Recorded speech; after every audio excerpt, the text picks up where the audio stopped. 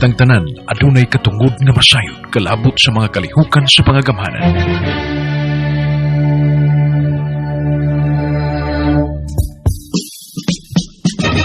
Ang kagamhanang probinsyal nga gipanguluhan ni Gobernador Edgar Migrinio Chato mihanay ning sinimanang tulumanon aron masayod ug mahibaw ang katawhan. Kita ug ang gobernador. Kita ug ang gobernador. Mga palisiya sa probinsya nga may kalambigitan ang kinaiyahan, agrikultura ug turismo nga maoy sandayong sa panginabuhian ug ingon man sa panglawas ug edukasyon sa katawhan, maoy lintong ganay nga hisgutanan. Kita ug ang gobernador.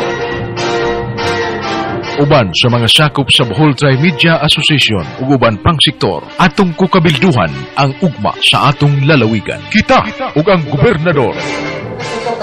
Welcome ng atong sinimanang tulumanon, kita ang gobernador. Live ka may dala sa conference room sa Governor's Mansion o mabati ka sa mga stations na pirmi. Nagkuban ka na itong matag Biyernes. Karang punta ang atong anchor station, ang station DYTR o itong mga partner stations nga live ka.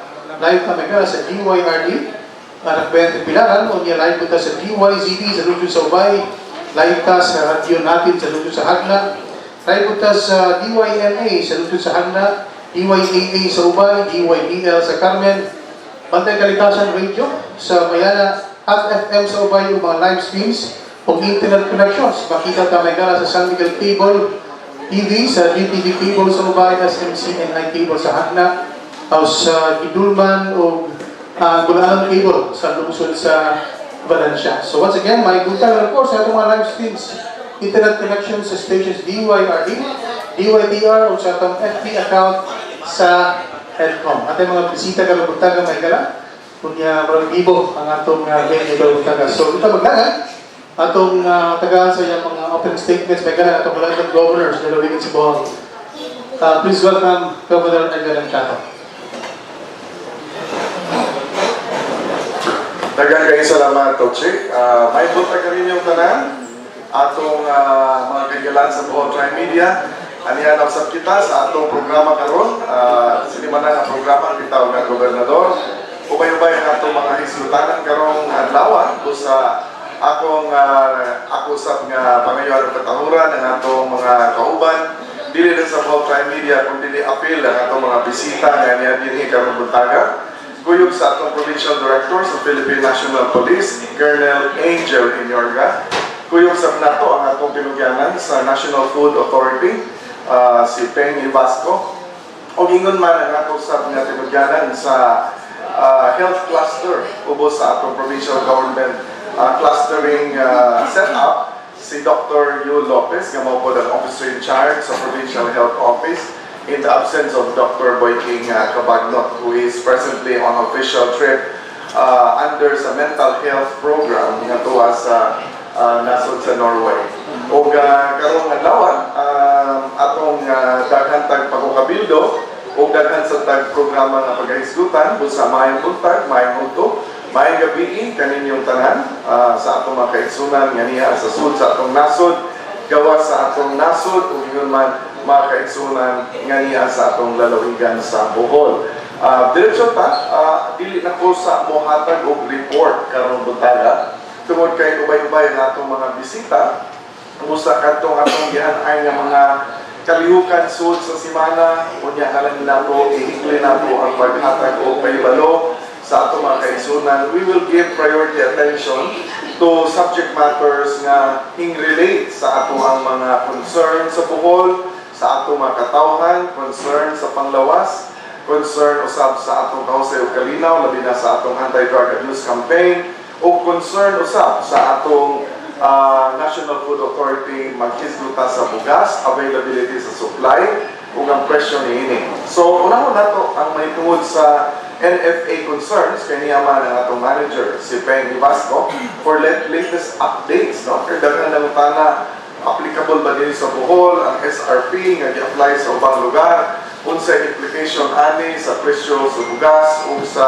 supply availability sa bugas sa atong lalawigan sa Bohol. So akong hanyoon si Peng Ibasco paghatag sa iyang mga panahon sa atong programa karong buntaga. Peng? Thank you, Kgob, o maayong buntag sa tanan nato sa Bohol Tri-Media and the rest of our guests this morning, Kitaw ang Gobernador. On the part of the National Food Authority, doon na tayo daghang kalambuan, no? Aside sa atong sustained rice distribution, there is a probinsya wherein we are distributing to our accredited retailer outlets rice sold to consumers at 32 pesos per kilo.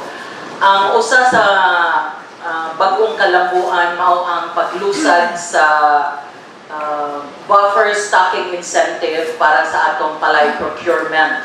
Ang buhatan sa National Food Authority after the approval of the NFA Council na puno og 3 pesos per kilo nga buffer stocking incentive on top of the 17 peso per kilo nga support price sa palay.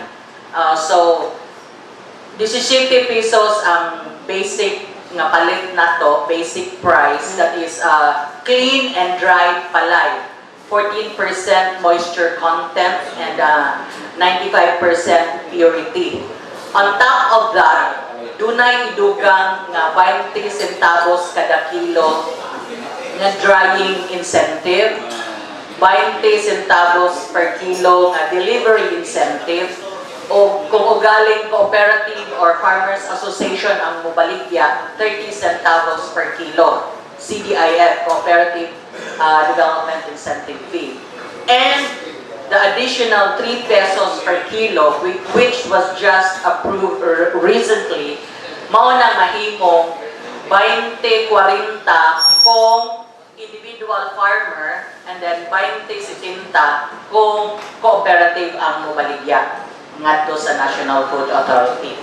So, atong giawhag ang atong mga mag-uuma nga atong sa silang ipahibaw puhon inig mag-ani because we have known based on our survey ang ubang mga mag-uuma nato nag-replant tungod kay the previous planting murag naapektuhan sa kakuwang sa tubig. So some areas have replanted and then hopefully by the time na maka-harvest sila, they would sell to the National Food Authority nga inana na nga presyo. And then another latest development with the agency, it was just approved by the NFA Council kanang gitawag og suggested retail price sa bugas, SRP sa bugas. Tomorrow, ang SRP for Luzon area will be officially launched at Commonwealth Market with Secretary Piñol as as chairman of the NFA Council. Doon na nai-set nga SRP for the locally produced rice and kanang imported varieties. Kanang i-launch nila og mapuhon, that's only applicable for Luzon area. For Visayas, pag mitingan pa na sa NFA Council and industry stakeholders of Visayas and Mindanao. So I could not give details kung pinay SRP for Visayas and Mindanao kay wak pa man pod na pag-isgote. Anytime pohon o makahumana sila, we will always release to the media details about the SRP for Visayas and Mindanao pohon. Thank you, Doc. Daghang kay salamat, Peng. O ganing puntuha, atong buksan ang panagisgot may tungod sa concern sa atong mga bulanon, pinagi sa Bohol Tri-Media, nga ipadangat nga ito sa National Food Authority. No? So, giklaro ni Peng Vasco nga SRP launching is applicable only to Luzon. Unya, gihisgutan pa ang Visayas at Mindanao. So, if we have questions for NFA, kindly raise your hand and take the microphone. Coach, palihok. Okay, naituloy yung isa na tao sa angkor, no? Si Nolito, si Chito, at si Calix. Yes, salamat po. Good morning sa mga bisita. Paping, ilang sa tang isang tiga pumangka. Kinireklamo sa nagkalusuran nga more than 32 ang presyo sa NFA. Kaya na-istorya na ako ka retailer, alang-alang magkurbit po sila upatong gamay, nga from your puliga is not free, nga maabot sila ilang kintat nga tindahan.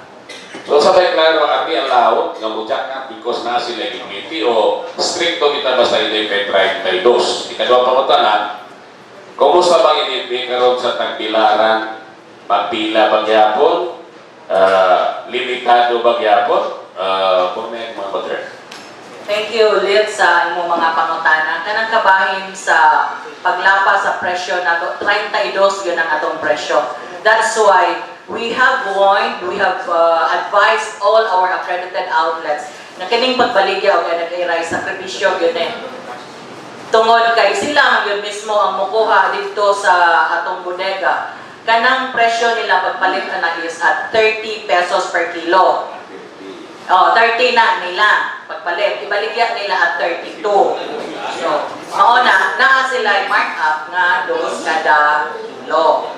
So, we would welcome reports o asa na mga outlets nga naglapas because 32 is 32. Unya kadtong ikaduhang pangutana, nagpila pa ba? Namingaw na ang Tagbilaran. We have about 25 outlets spread all throughout Tagbilaran. That includes mga bigas barangay outlets, no? And then we have advised all our outlets, not only here in Tagbilaran, the rest of the towns. Depende sa ilang tanaw o kung sa kadagana ang mga tao nga namalit, they can relax sa ilang number of kilos nga baligya. They can go beyond 5 kilos. Aron dili na magbalik-balik ang mga consumers. In fact, when we had a meeting with our Provincial Farmers Action Council last week, dito sa Pilar, ingon nga namingaw na, dili na kuhan ang pila.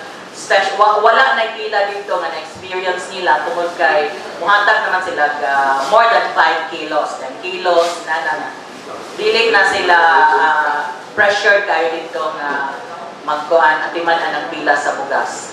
Thank you. Okay, thank you. Next question, si Chito and then si Felix. And then we will have the next activity after. May butag. Kining-kingon ni mo nga di na magpila, how did it affect the price of commercial rice? Actually, ang kining na ease up ang pila chip. Pag-announce atong mag-SRP na sa bugas, and then there were some pronouncements by Secretary Piñol, and then the private sector also unloaded their stocks. Tungod kay kaabot-abot naman sa dagatong minimum access volume, private sector importation. Presyo sa commercial, ni us-us na by 2 to 4 pesos. Dili pag yun imo inana ka move up. In fact, before those announcements were made, no, and even if we sustained our distribution, maintain gihapon na sa atong distribution karon nga 80 bags per week ngadto sa mga market outlets and then 40 bags per week to the barangay outlets. Ang dili sa Tagbilaran dili na kayo pila. Although some in the towns dunay pila tungod kay dili imong daghan kayo pud ang outlets. And then ang presyo sa commercial nisugod kog us-us not necessarily nga dako kayo, dili mo significant pagyud kayo, but ni us-us since makita naman nimo nga dunay nay tag 42 to 46 for regular meal, and then ang well-milled 48 to 50. Previously, tag 50 yun nakapin ang kilo ang range based on our monitoring. That's why gi-sustain yun gihapon namo ang atong distribution at that volume to our rice retailers. Dunay nay us-us gamay ang atong commercial rice. Okay, nag-istot magka-pamping. Doon na 2 pesos nga mura kita o 2 to 4. patong sa 30 yung... Yes, Okay. yes. Sa panahon na mo, doon ay distribution yung NFA to the tagsa-tagsa ka municipalities. So karon gi-apply pa ba na sa NFA? Doon ay kaning hatod ba? Ihatod dito sa loob kita, doon ay schedule. That was during the previous administrations. Mautoy nakadugang sa subsidy losses sa National Food Authority. Karon, our accredited outlets would withdraw, sila yun mismo ang withdraw gikan sa atong mga bodegas sa bugas nga ilang palit. Pila na Wala may tayong deliveries. Okay, pila na may stock karon sa bodega sa NFA? We have just unloaded 45,000 bags, one boat load. Another boat load of 37,000 will be coming in anytime this week. And then another 22,000 sa ubay coming in po anytime next week. So in other words, katong inyong target na up to December na pila 250,000 bags. Ni-increase. So na-increase na. Yes, ni-increase ang atong targets sheet. In fact, September, October, tag 50,000 bags each month. And then November, December, 50,000 bags. We have increased yet our targets. Okay, ma'am, last question. Historically, kung sa may tanaw ninyo ang procurement sa NFA na sa mga farmers, tungkol kay ang problema sa farmers selling to NFA is kinanglan og gagyo. So sometimes they disregard the incentives kaya mas dali man kayo sa commercial traders nga mapalit. So historically kanang inyong procurement sa Bohol o unsa may kining gidaghanon, ang farmers ba would sell to the NFA just because there is an incentive? Historically, minus yung kayo ng atong procurement. Especially that our private traders offer higher prices compared to NFA's buying price. In fact, sa naghatag na karon nga bago nga 2014, 2017, ang atong private traders are buying at 22. Mosaka yun na sila by pila ka pesos compared to the government support price. Bayran padaan. Binlan padaan. The NFA cannot do that. So, wala yun. For the past years, zero atong procurement. Wala po may target in the sense nga dili man po ta diretso makapangayo dayon og procurement fund kung wala po tayo target. But we welcome walk-in farmers na mobaligya. Thank you, Ma'am Peng. Okay, thank you. Si Felix, before we proceed with the next topic. Okay, ako na lang timbon na ito pumunta ng mapping. Siya lang, siya ni... Later na si for mountain lang. So, balik ko pumunta na Sige. Okay, Mamping, kanibang mga pangalan ng mga bugas. Ang naisbutan ko sinanduming hasmin, na maguta dili ganador na putay panda dili. So kana siya magpasabot ba nga wala na siya, wala na pangalan karon sa tuig kay implementer ang malaod sa NFA. Unya ikaduha po unsa may buti pasabot ang premium rice, special rice o well milled rice. Kanang mga panda, mga sinandoming, mga unsa pa na mga sa klase ng mga bodagol, mga inana. The NFA Council has decided and implemented nga ang mga labels na yun, variety sa bugas ng ibaligya, mao na ng local na regular meal, local na well-milled, imported na regular meal o imported na well-milled, and the special varieties katong mga pillet, black rice, mga heirloom rice. So, kanang mga label sa sako, based on the pronouncements of Secretary Piñol, although wala pa po may nadawat anak na official na guidelines, implementing rules and regulations, by middle of 2019, ang tanang mga sako mausog na gyud siya. So mao na nang regular mail, well mailed nya ug asa to siya pod nga source country. Mao na. But for the katong mga SRP, mo to akong giingon kaganina nga maghuwat pa ta sa unsa unya ay madangatan sa meeting with the industry stakeholders for Visayas and Mindanao. Okay, thank you very much, Governor, sa inyong mga statements. Daghang kayong salamat ni Penge Basco nga ni aming appeal sa atong kabildo sa kitawgang gobernador karong buntaga. Atong panginaot nga dili lang ang supply ng presyo sa atuang bugas, mao ang sentro sa mga paningkamot.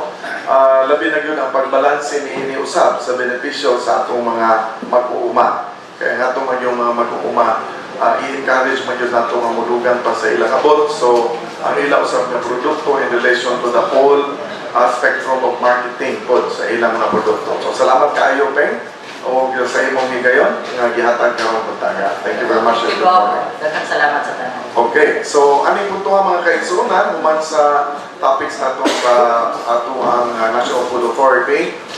Duha ka mga concerns ang atong kaisgutan karong buntaga kay gahapon naghimo og tigom ang atong Provincial Peace and Order Council. Kung ubos sa Provincial Peace and Order Council tigom gahapon adlaw ko yung sa atong Provincial Anti-Drug Abuse Council, gihimo ang usa ka pag-assess, assessment sa kinatibukan ng programa on the anti-drug abuse, which is comprehensive in the province of Bohol, based on our ordinance of the provincial government nga naglusad niini. So, atong anyo si Dr. Yu Lopez nga mao ang in charge sa atong Center for Drug Education and Counseling nga iyang ibalik o hisgot sa atong mga kaigsunang bulanon may tungod sa 4 pillars of our anti-drug abuse campaign, with emphasis on the pillar for drug supply reduction nga naa sa atong Philippine National Police ug atong i-acknowledge si Provincial Director Angel Inorga sa atong meeting karong buntaga o sa atong gitawagang gobernador. O ikaduha nga pillar mao ang atong supply demand reduction, supply reduction ang unang pillar, ikaduha ang demand reduction, o ang atong rehabilitation na mo ikatulong ang niini diin involved na ang mga programa sa CDP PPM, ubos sa Center for Drug Education and Counseling, o ubos sa CBRP WOW program. O niya ikaupat nga haligi or pillar mao ang aftercare, diin ang mga livelihood programs mao na ihatag sa mga graduates sa rehabilitation programs, both in the barangay rehabilitation, community-based, and in the municipal CDEC rehabilitation, municipal-based. Ang atong tigom sa PPOC gahapon adlaw came up with the conclusion nga gikinahanglan ilusad ug balik ang paglig-on sa pillar number 2, dugang palig-on niini, which is the community-based campaign on information, education, and communication. Aron nga mas ma-reduce pagyod ang gitawag natong demand for illegal drugs. So, mao ni ang component. Dili pwede nga usa ka pillar lang ang tan-awon ang upat yun ka mga haligi. So ako ibalik ako ihatag si Dr. Yu Lopez nga maoy overall in charge sa anti-drug abuse campaign under the CDEC program. Yes, may buntag Governor, may buntag Colonel, PA, ug atong mga higala sa media may buntag, no. Moderetso lang ko diri sa atong tuyo, no. Kining akong ipakita karon nga hulagway, mao gyud ni ang epektibo na pamaagi sa pagduma sa usa ka nindot nga anti-illegal drugs campaign, no. So giingon ni Kgob nga pillar haligi, meaning upat ka haligi, kung dunay usa ka haligi nga huyang matumba gyud ang balay, no. So kini mo'y atong gihimo ron sa lalawigan sa Bohol, no. Modesty aside, epektibo ni siya. Kanya doon na po ko yung mga classmates sa Mindanao nga mga doktor nga naglihok po sa anti-illegal drugs. Ingon sila na with all due respect, no, sa ubang lalawigan, 99% drug supply reduction lang, wala ang ubang haligi. So magunsa man nga magsigig dakopan, wala nimo atiman na ang ubang hugna, dili gyud mahimong epektibo. So dinhi sa Bohol natay gitawag og phase 1. kining phase 1 mao ni ang ila ka kernel, ila sa PDEA, ila sa CIDG, law enforcement ni siya ug atong gipahalipayan sa si kernel ug atong mga law enforcers kay nakadungog na ita nga ubay-ubay ang mga apprehensions o nasakpan ng mga droga nga nisulay og sud sa Bohol, no? Mao ni kining mga checkpoints, bypass, raid, kaning madakpan diha sa barko, sa eroplano, mao ni siya ang phase 1. Apan equally important usab, gihimo pud nato sa Bohol kining demand reduction activities, no? Kining mga advokasya sa mga itulunghaan, kining pagdiskurahe sa mga bata. Kanunay taganing maimbitar sa mga eskwelahan o ako mga sakop sa SEDEC, kunya atong ipasabot yun kung unsa ang medical effects of drugs, chronic drug use sa pagkatao o ang pagkadaot sa utok o uban pa. Sa maong punto, mo na gitawag nimo i-discourage nimo, so demand reduction efforts. Side by side yun ni sa drug supply reduction nila ni Kernel, no? So, mao ni nga gihingusgan nato ni siya o niya naaga ni mga anti-drug abuse advocacies o atong mga partners mo na nga ni-encourage ang SEDEC o partner from the private sector, no? Media, labi na, no? So, kining pagdapita sa ikaduhang haligi, importante kaayo ang role sa atong mga kahigalaan sa media o tri-media kay atong ipasabot sa labing gamay nga purok dinhi sa Bohol ngadto sa mga kabatanunan nga atong idiskurahe na ni siya. By the way, kining epektibo sa kining mga apprehensions nila ni Colonel Kgob, usa-usab kini indirectly mo complement sa demand reduction kay kung doon na fear of apprehension, maka na elemento man pud ni nga mahadlok na pud ang mga bata nga mogamit tungod kay of the certainty of being caught and put to jail, no?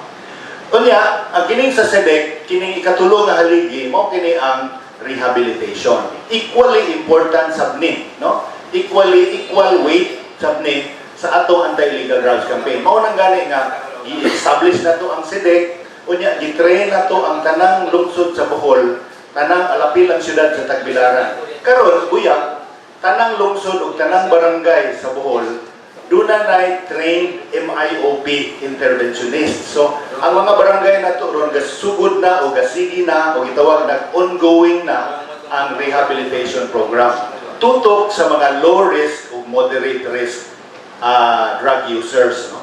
And then phase 4 equally important again kay magunsa man nga imo siyang i-rehab, unya inighuman niyang rehab, wa kay ikatunol niya nga incentive or opportunities sa iyang pagbalik sa mainstream, kinahanglan dunay atong mga ihatag. Like, let me cite some instances. Ang TESDA, nag-train na og mga graduates sa Kandihay, no? Ang Kandihay is a very outstanding town nga daghan kayo silang napag-graduate. Unya, kining mga graduates, gitrain na sa TESDA on welding. Kining mga trained TESDA welders nun nga mga former drug users, mauna ni ron gi-recruit sa among hospital construction sa Luon. Na may hospital construction sa Luon, I was told nga kapag recruit ning contractor o pipila ka mga bata nga trained former drug users in Kandihay. So ingon aning ehemplo. So this is what we are doing sa Bohol. Unya sa tanan, sa ubos, tanawan ninyo ang arrow sa ubos, signifies collaboration, complementation atong tanan, no? Multi-stakeholders approach. Unya ang simbahan, i-highlight nato po ang role sa simbahan. Not only the Catholic Church, but all the faith-based organizations nga itawag ni Governor o they are on board. Sa mga sessions nila, kanang MIOP, epektibo man na siya nga pamaagi. Dunay family sessions, dunay psychoanalysis sessions, dunay other sessions. Ibutang diha ang spiritual sessions. Then, butangan na itong mga pahimangno. Kanya, kung katong Muslim, at turasab sa ilang mga Muslim brothers, nga, mga pastor sa laing reliyon o sa Catholic Church, kanang gitawag o gagmayng simbahan ng Katiliban clusters. So, kini galing atong practice sa Bohol, kanunay na tang maimbitar sa laing lalawigan, kay mo share ta sa atong ehemplo. O niya, kining integration, pinaagi sa CDPPPM, Puro Power Movement, sa SEDEC o kaning community-based rehabilitation without walls, no? By the way, kining kadtong pagsugod nga niingon nga labing daghan ang buhol o nirehistro pagka-surrenderer, usab kini kabunga sa atong ligon nga purok power system, no? Kay kining purok usama ni ka-cluster of neighbors, mahibaw-an gyud tanang panghitabo sa purok, no? Mahibaw-an ka kinsay gihilantan sa purok, kinsay nasakit sa purok, kinsay nakapasar sa board exam, apil na po do kinsay drug user. But i-attribute nato ni nga naas kaayo ang atong rehistro nga mga drug surrenders tungod kini sa ligon nga purok power system and intelligence network of the purok. Unya, ang ato pod nga kapulisan, kini pong epektibo nga katong tokhang nga atong gihimo, misanong po ang atong mga kaigsuonan. Okay, so muhatag lang ko gamay nga report, mabuo lang ni kayo. Next slide. Next slide. So, dini sa Bohol, 39,337 ang atong narehistro nga surrenderer. Unya, 555% ni ana ato nang na-assist BI. Kining assist BI, mao ni ang pamaagi scientific way of categorizing. Tungod kay you have to know the category of the drug user in order to know what intervention. Kay dili man pareho ang rehab sa low risk o sa high risk. Kanang high risk sa Bohol nalipay ta nga 0.52% lang sa Bohol ang high risk. Problematic na siya. Mao ning atong ipang-refer na sa drug rehab center sa Argao o sa mga pribado. So naana tay ipang-enroll. If you check Argao, naana yung mga bulanon nga high risk nga ato nang ongoing rehab dito. Unya, ang moderate ug low risk mo labing daghan, that's 99.48% sa Bohol. Mao na dakong responsibilidad o mao manggani nga atong ipadagayday gyud ngadto ta sa katapusang barangay o sa purok ang kahibaw sa pag-rehab. Especially kaning low risk, mga kuan man lang experimental users, kana bitong na pista, na birthday, mao lang kaayo. So mao na siya 65% sa Bohol, unya moderate risk. Mao nang ang moderate risk sa lungsod, ang low risk. Ongoing ning tanan nga rehabilitation program. Next slide. Sunod. Unya akong ipahibaw nga tanang lungsod ang syudad train na sa MIOP. Ongoing ang atong referral desk training. Kining referral desk mao ni ang first desk nga atuan sa surrenderer kung mo-parehistro sila for rehab. Unya upat ka lungsod ang naay training ongoing pod kining rehabilitated drug dependence ang pasabot sa RDD. Sa Lila, Albor, Tagbilaran, Bignorman, and ongoing sa uban ng mga lungsod. Next slide. Unya kining MIOP retraining tungod ni sa eleksyon nga bag-o ang mga barangay officials nga bagong kapitan, wala gyud hanaw pa sa CBRP kay ang kapitan nga na-train na nato na pildi man. So atong gi-retraining mo ning na-retraining anda Tubigon, Bilar, Gindulan, Valencia, and next slide. Ongoing ang uban. Og ato ning libuton gyud ang Bohol usab sa retraining kay kinahanglan dili gyud mawala ang knowledge and capacity development sa mga barangay officials. Next slide.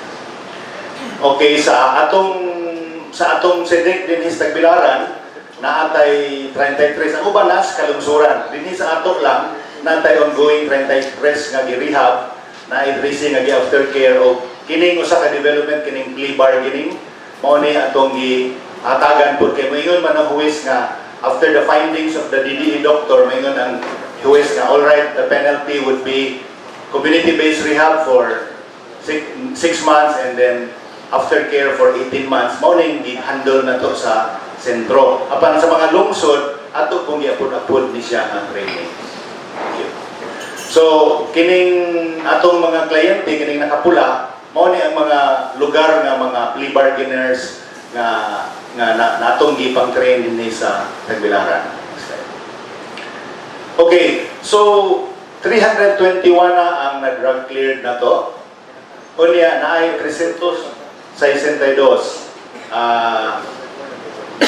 Okay. Unya, by the way, gahapon, dito mata sa Sugbo, gikita ta sa ni Attorney Kgob of PDEA 7, muanhi sila sa Bohol on November 15 and 16, kay maghimo sila og validation ni ining 362 nga atong gi-submit for second phase of drug rehab barangays, no?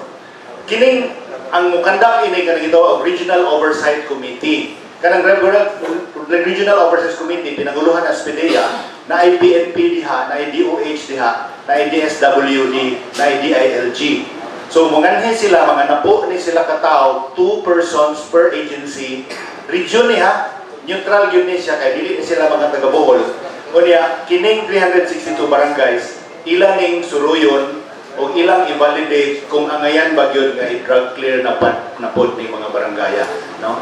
Kami i-consider na po ito kating mga apprehensions nila ni Colonel nga mga barangay nga nainadakpan, so it might be disqualify some of these barangays kay naay nadakpan, no? So stricto ang criteria para sa drug clearing. Of course, di man ta perfecto usahay na ay na drug clear nga barangay nga naay masakpan nila ni Colonel, once again i-revoke na to ng ilang drug clearing. But then again, tungod ni ining atong accomplishment kung mahuman ning 362, mga 600 barangays na out of 1,109 barangays of Bohol would be drug cleared more or less.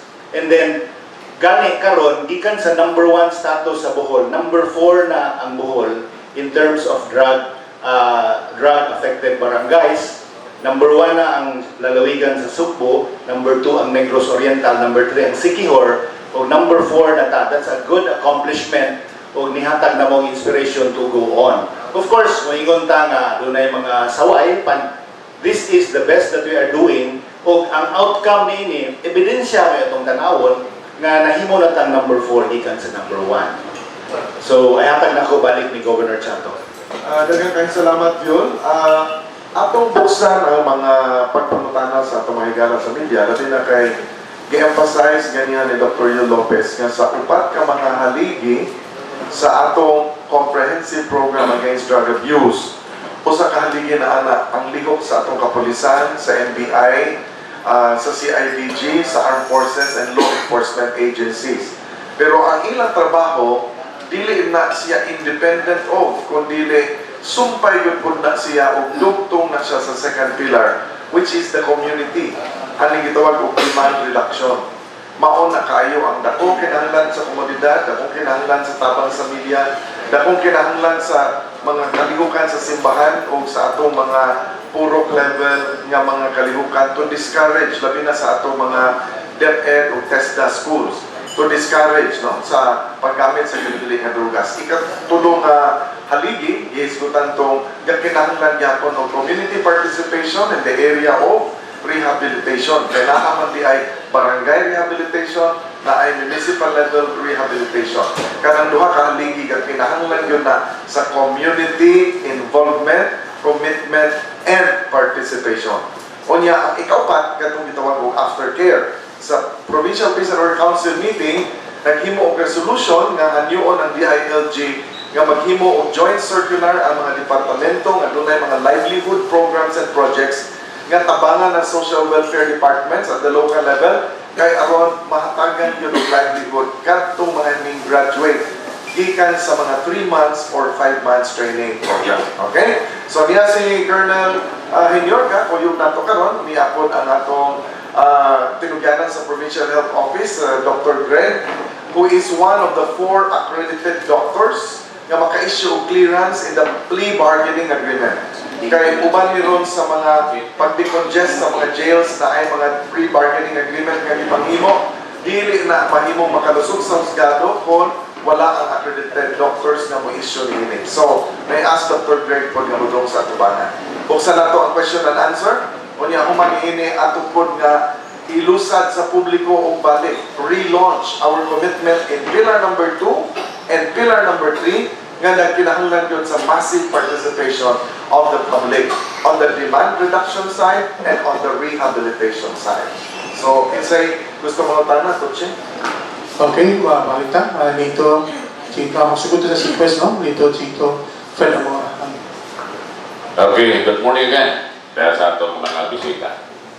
Ako, although ang usap pangutanan na related drugs, niya po ko mas concerned ko on tinggi.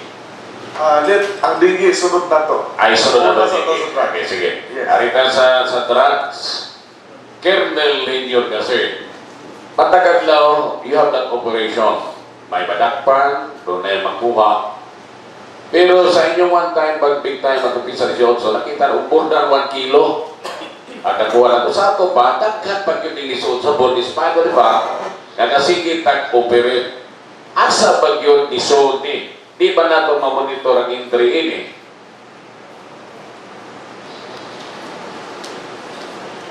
Good morning po sa ating lahat. Kung napapansin po ninyo ng mga nakaraang araw, ang mga huli natin, mga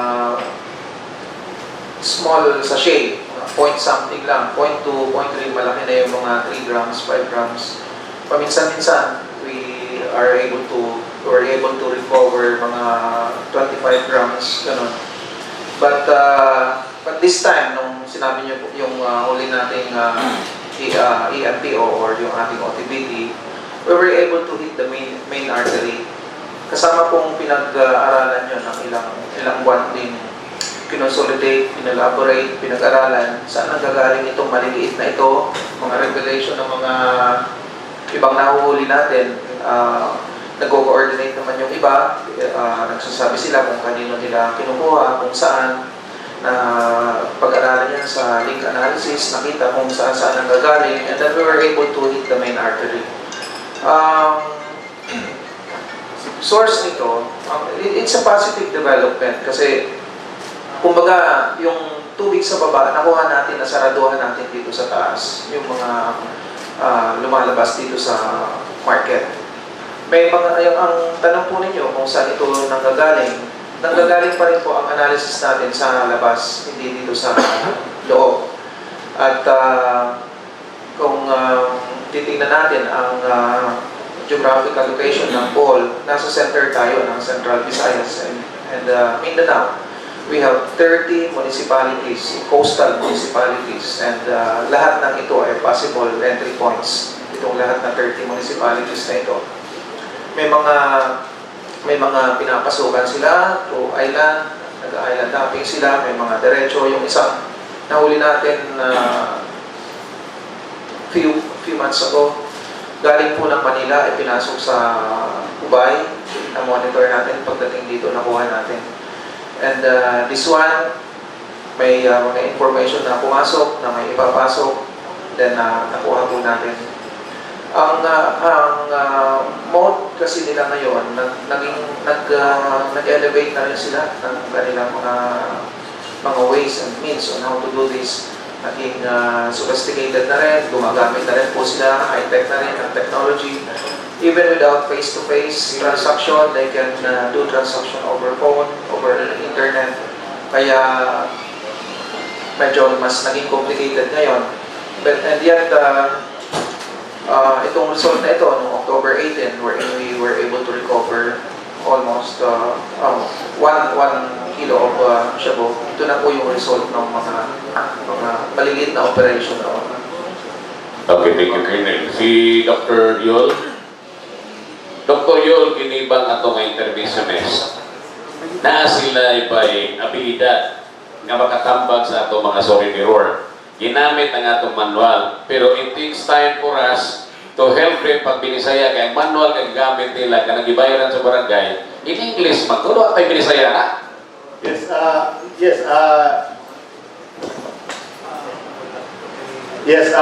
Mauna nga mag-produce ta o binisaya nga manual no? Usa, mayo na nga observation. In fact, nasultihan ako nimo ni a few weeks ago. Atong himuan o binisaya nga manual. Medyo usahay magod, medyo naay mga terminolohiya nga managlisod yun i-translate into Bisaya. But then again, ato na siya himuon ulit. Paliw ko no, kung nagani pinadyaw, mayo mo apil padyaw. Pero si Terum so kabukit tao na kamong padyaw. So, salamat. Okay. Okay. Thank you. Next question, si Chito. And then si Fred Amora and then si Felix. Senior Superintendent Enyorga, nag-iba na yung pamaraan ngayon sa pag-distribute ng drogas. In fact, ginagamit na nila yung listahan sa tukhang. Yung pinutukhang, ginagamit na instead of user, naging pusher. Dahil doon nila, I think you have data on that. They are using now former tukhang surrenderies as drug distributor. Ipili na lang nila And because ang drugs ngayon is bumaba na yung per gram. Because sabi nila, dahil yung 6.4 billion na na-distribute, so from 16,000 per gram, it's now around 6 to 8. In fact, yung nahuli nyo na 11 million ba yun, na sinabing ang iniwan na drug is worth 35,000, but ang sisingilin lang sa yung nagbigay is only 7,000. So that is already an incentive for distribution of the drugs. So ang tanong ko, sir, do you have a data on those na natukhang then bumalik? Kasi ito na ngayon ang main artery. Sabi mo, ang isang artery din is the use of cell phones. Because most of those using the network comes from those nasa bilangguan, dahil they know the network. So because of the cell phones present inside the jails, they can now do business. So dalawa ang tanong ko sa iyo, sir. Una sir, yung mga monitoring doon sa mga dati na surrender na po. Yes, sir. Kasi ito na yun ang ginamit sa bagong mode of distribution nila. May mga, totoo po yun, Sir Tito, may mga arrests tayo ng mga former surrenderer, either user or pusher. Meron tayong mga nakuha at that only confirms yung sinabi nyo. And in terms of monitoring them, lahat po yan may mga pangalan naman yan. Kasama po yan doon sa napag-agrihan kahapon sa Peace and Order Council na kasama silang i-monitor down to the purok level.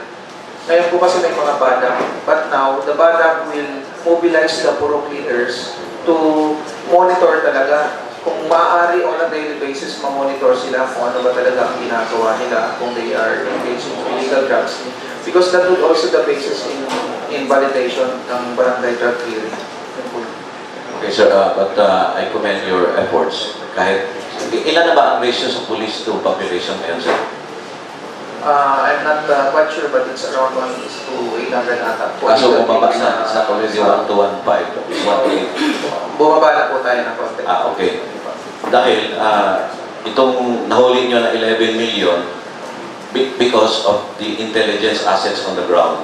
I believe so you're taking good care of your assets on the ground, sir.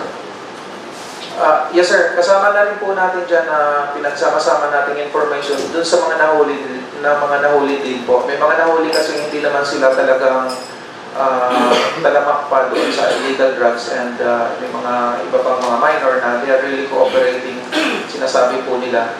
And that leads to the second question, Sir Tito, na ito ay nasa network pa rin ng mga nasa jail. Pero yung itong mga huli natin, may mga lumalabas sa information na hindi lang sa jail nanggagaling yung network nila. Talagang meron sa labas. Hindi lang natin matrace sa ngayon dahil yung mga location ng mga cellphone mahirap matrace. Pero yung mga dati natin mga numbers na ginagamit na nasa loob, well, hindi po yun yung ginagamit nila ngayon, mga nasa labas. At itong nahuli nating huli, ang sabi rin niya, hindi rin siya sigurado kung nasaan yung kausap niya. Basta may pinapadala lang dito, may courier lang po yun. Pagdating dito, i-describe lang yung courier kung anong mga dala. Yung courier, well, instructed na rin kung sinong tao, anong suot niya, saan sila makikita, specific place, specific time, dadalahin lang niya yan, and then no further talking, hiwalay na sila, and then he'll get instruction from someone na nagkukuman sa kanya, including the criminals. Okay, last question, sir. Have you established a link between illegal gambling and illegal drugs? Meron pong mga in the past, mga arrested na involved sa illegal gambling, pero hindi naman yung illegal gambling na talagang network din, yung mga maliliit lang din na involved sa illegal drugs, like yung mga cookies, yung mga cards, gano'n. Pero in Bohol, wala naman po tayong kumbaga organized illegal gambling operators. Yung mga nahuhuli natin so far, yung mga maliliit lang rin. So, I mean to say, you attended one of the meetings of the LMP Opo. yung binrock up nila na illegal lottery games. So, you haven't established a link between, kasi organized na sila, ito sila eh, organized sila. So, you haven't established yet a link between these organized illegal lotteries as declared by the PCSO and illegal drugs. Wala po, Sir Chito. Walang link silang dalawa. Okay, thank you, sir. Okay, thank you, Chair. Yes, dalan tayo yung pasabot, no? Gahapong adlaw sa Provincial Peace and Order Council o sa Provincial Anti-Drug Abuse Council, nagadak og policy nga pagtabang sa kapulisan o the monitoring sa almost no, mga 39,000 mga surrenderies per head, i-monitor yun ang ilang whereabouts in a template that will be reported on a monthly basis. That was the adopted policy of the aron matabangan sa mga kapulisan tungod kay sa purok level ang daan may bawaan mo kung nag-undergo ba sila og rehab, whether it's barangay, municipal, or to aba sa severely affected. Mamonitor sa dimo kung doon na by relapse ang mga nag-surrender. Naay ko ba nilang kas-akaduhara yung gamit yung surrender sila, yung advanced stage pa sila, or totally nawala pa sila. And that is being given as a function dito sa Barangay Anti-Drug Abuse Council, pinaagi sa mga purok para matabangan ang kapulisan. The data that will be coming from them will also be used by the police. And the DILG was tasked also to monitor the reporting system through the BADA and the MADA. Unya, ang atong Bohol District Jail, gahapon may report for the first time ang atong bagong warden. May assure siya nga di yun nila matagaan, di yun taga kay gayunan nga makagamit og cellphone ang mga inmates nga na dito. Unya, ang separation sa mga drug-related cases versus the common crimes. Mausad na nga atong gitagaan og mando nga ipadali ang human ang trabaho sa bagong mga cells kaya aron mahimo ang mga policy nga giisutan. Unya, ang monitoring sa importante ni tabang sa komunidad ngadto sa atong kapulisan. So, we acknowledge the support of the community kay atong kapulisan as effective sila kung naa ang information maabot usab nila. So, atong i-highlight nga atong PNP sa Bohol has been doing a very good job in pillar number 1. So, ang komunidad kinahanglan nga motabang sa pillar number 2 o pillar number 3, both in the area of demand reduction as well as in the rehabilitation phases. So, wala yung matuunan ko na ang mga bilangguan karon ihimong call center sa mga drug network. That is the reason why we call the attention of the new warden, and he assured us that will never happen under his law. Okay, thank you. Next question, si Fred Amora, and then si Felix, and then si Jun Gutierrez. Salamat, Sir Chair. Akong pangutanan at kang Dr. Yol Lopez, Doc May Butat. Atong sa atong rehabilitation program, nabutay particular module for women. Labi na kining mga naipamilya bitaw, Doc. Nya, separated sila mga anak, ilang bana. So, particularly values o ilang rehab sa pamilya, Doc. Sa community-based rehab, na atong i-qualify na siya by kining community-based o center-based rehab inpatient. Sa community-based, wala. Pareho yung tanan ang kuan. Walay separation sa male o female kay ang unod sa mga sessions mo apply man generally, no? Kung mo ingon na ka center-based, kanang i-admit na dili yun ipunon ang babae o lalaki. Lahi po ang rehab program sa babae o lalaki. Nganto na ka ng mga high risk.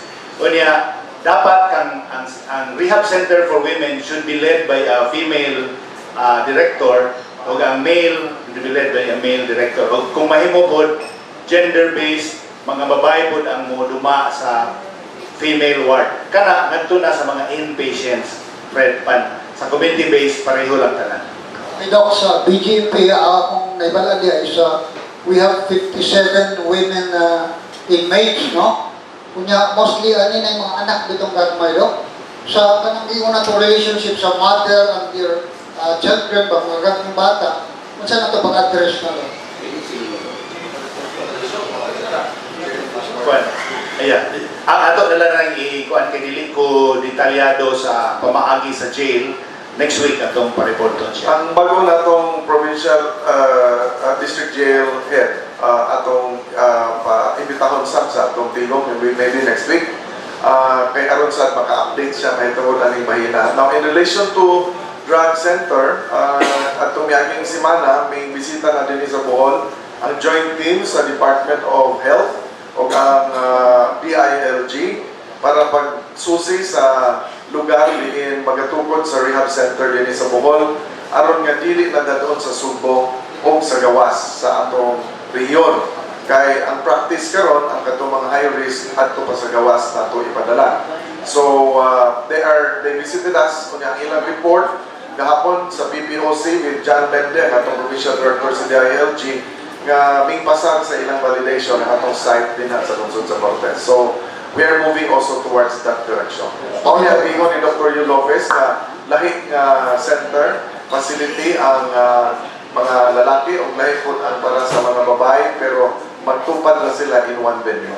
Ikaw mga ako lang yung punto ko, Doc. Ako lang punto, Doc, na atong tapong address ang relationship sa mga batang kagmay na doon sa ilang inahan. Correct. Natungod lang sa circumstances na lumisas sa drogas, mag-suffer kung ang little children nila. Sige, mayo kayo na pangutanahan sa sunod na itong sesyon ato po Kgob, ato sa ipaniho ang taga-social welfare.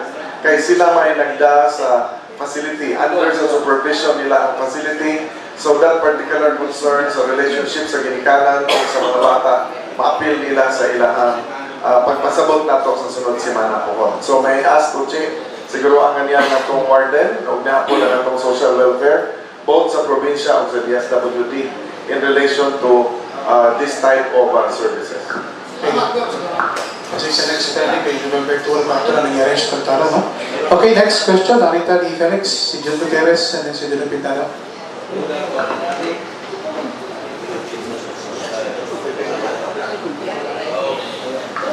Patong dalingon, kaya tayo last topic. Okay, ganito mga na para ni Provincial Director Angel Inyorga.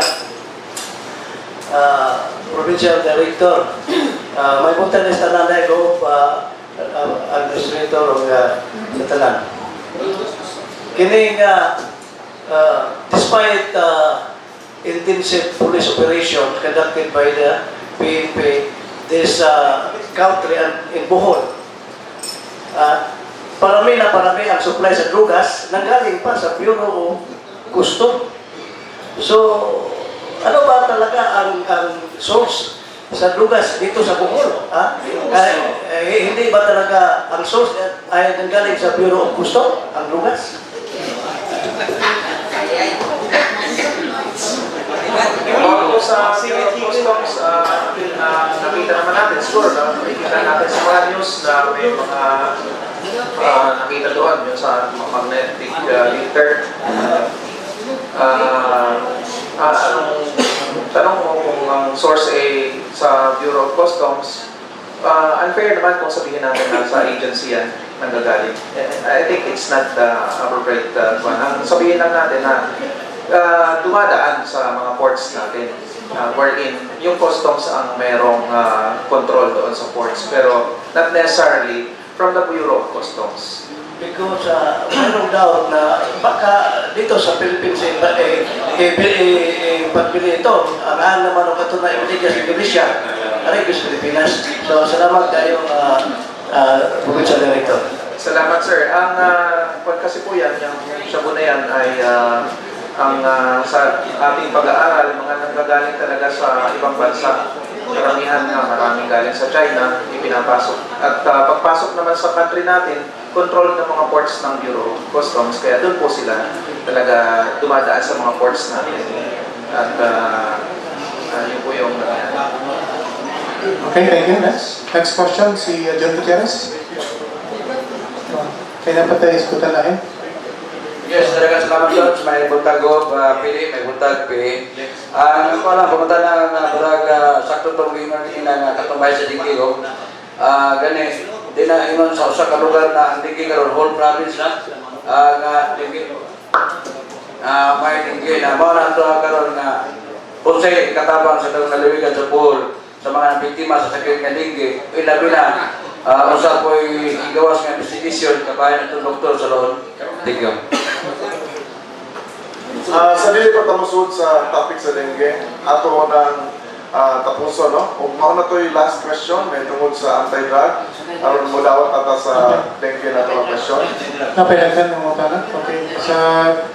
Si Dave Alvarado, Dave Misponte, Aritutas. Yes, good morning, sir.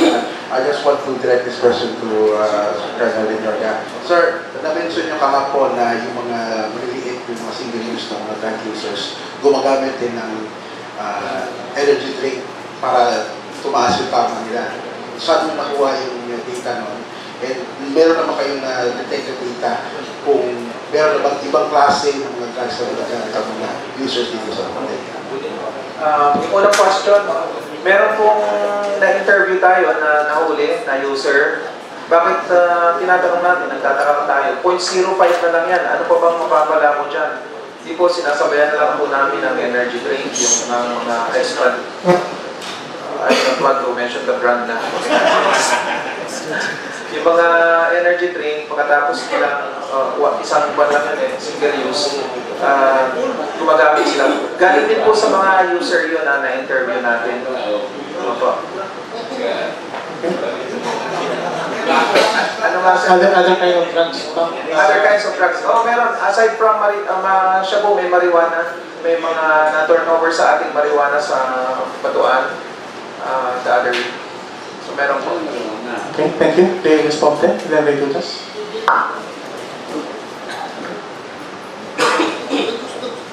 My Lieutenant Governor. My question, sir. Dalawang beses na nagkaroon ng enhanced management police operation. There were barangays na tinamaan na cleared ba? 321.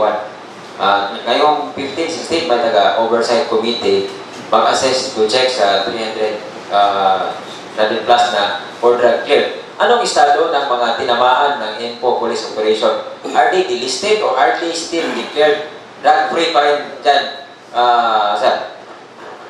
Ako na yung mutubag, Dave. According to DDB and PDEA regulation protocol, tagaan mo 30 ka-adlaw ang barangay kita, barangay A, drug cleared. Pagkaugma, doon ay nadakpan nila ni Colonel. Hatagan ang barangay og 30 dias, Dave, to make intervention. And then, pag human sa 30 ka-adlaw, kung nag-persist niya po ng problema, that's the time na atong i-revoke ang ilang pagka-drug clean status. So, inaanak mo yun ang itabo ron, Dave. Ikaduhan naman ko ng info, sir. Ako nang sobra na sa 30 ka-adlaw itong una na info. I think, September, there were 9 barangays. What is the estado ato, sir? Okay. Are they delisted? Okay. Ang authority to delist po, Dave, with due respect, dili kami sa SEDEC, PDEA. That's why, kanang ingon nga November 15, nga pag-ari diri, i-report naman na nato, Dave. Atong sila, ang overhead committee mo revoke. So, thank you. Kanang informasyon, ato nang i-submit sa PDEA, then naana sa PDEA ang otoridad sa pag-revoke. So, definitely, naagi revocation. Kay, sila may gagrant, sila ang authorized na mo-revoke. So, inaana din. Sige. Okay, si Ray De Ordo Pintado, tapos si Dudong Libatong. Manibutang sa tanan, Governor. Dagan ang nalipay na naglihok yun ang pulis pagkukunan ng mga dorogista. Pero doon ay nakita nga problema tungod kay ang atong mga bilangguan na binaang largest jail facility, ang BDJ. Grabe kahuot ang mga piniliso. Naibaw na doon ay itugon nga napuno kasinda niya. Pero mag-usang tuig na naibala na mong wara kamot na po ang tao nga katikaw-tikaw niya. Unsa may nakita na itong solusyon nga malikudjust ang problema sa mga bilangguan kay magkapikto po na panglawas sa mga binilanggo. Ang BDJ almost 1,000 na ang mga binilanggo niya, sir. Naghatag-tag order niya na both sa engineering sa atong provincial administrator sa fast tracking sa maong project. So kung ngayon si PA nga matag reply may tuwa na. Thank you, Kgob. Tinuod man, Breno, congested ato ang Bohol District Jail. So, sa dihang pa-approve na ito, through si Governor nga, expedite ang budget niya ng pagtrabaho sa Bohol District Jail. Gahatong Martes, itong i-call ang attention sa Provincial Engineering o yatong naging adlaw, ang anak sa nag-contract niya na ipatawag na ito, ang kinahanglan siya nga i-doble ang ilang pagtrabaho na. Itagaan na to sila o timetable kung saan nagkakamanon kaya doon ay naobserbahan po na ito nga dili sa ilang pagtrabaho niya. So, call na ito ang attention na napot ang Provincial Engineering o nga ito may aging nagdaw gana ang anak mo sa contract niya. Follow kamay. Doon ay suggestion niya, pwede ba po ang mga inmate, no? Patabangan ang trabaho sa kanarya sa sulod. Mag-base man sa contract no, ang contractor contracting party doon na sa responsibility. Of course, ang inmate, kasi kinahanglan ng court clearance, kinahanglan ng trabaho. Of course, yung trabaho ka, kinahanglan ka magdala o mga equipments or kasi magamit ang puno nila o doon ay process nila na we have to clear that with PG management. And then, great. Thank you. Okay, Dudong Pitano. Alam mo na Dudong Pitano. Good morning. Mayong buntag ni Gobernador o ni Dr. Yo Lopez o sa atuang provincial chief, no? Kini ako asumpay na gihapon no sa gisgutan ni Ray Tutas dito sa Bohol District Jail. As sa kuwan na ibawan, taon-taon naman po ninoon pero labas pa kayo sa panguna-una sa mga tao, may tungon niya itong bulto sa shabu nga nakuha, di nagyaligar a certain Joel Aguilar, unya wapay special treatment na rin, nga matawag ng mga nagihimong mayor-mayor niya. Sabay tanaw na to kaya mo naman og nalahi na nga pinilanggo niya, may gitumbo ka, maoy tinugdan sa drugs. Napaliw ko na po, o siya ato ang mahimo anigo. Ato ngayon si PD nga mahatag sa update no? Kaya sila magyod ang directly mao'y nag-investigate sa mga kaso. May tukodan ng mga question. Paliw ko, PD, please. Thank you, sir. Sabi ko nga kanina, hindi ko natin na-establish pa yung link. Itong huli, malaking huli natin doon sa loob. Iba yung mga lumalabas na numbers na ginamit doon sa mga ginagamit nila doon natin. Ang pagkakalam ko ang pagboboto ng mayor ay preso din. May election din sila sa loob. May botohan, hindi ko namimili kasi kung maglagay ka dyan ng mayor na ayaw naman nila, hindi rin susunod. Kaya yung somebody, fellow inmates will follow. May kumilik rin para doon, PD. Lalong-lalo na po yung mga disiplina sa loob, kailangan talaga somebody na susundin din nila, may respeto din sila doon. Kaya wala po tayong control doon sa part ng Philippine National Police, wala po tayong control. Okay, thank you. Si Tungkol doon sa katong sa congestion sa jail, ang gihimo ron sa mga korte, insud sila ang gitawag ng plea bargaining agreement.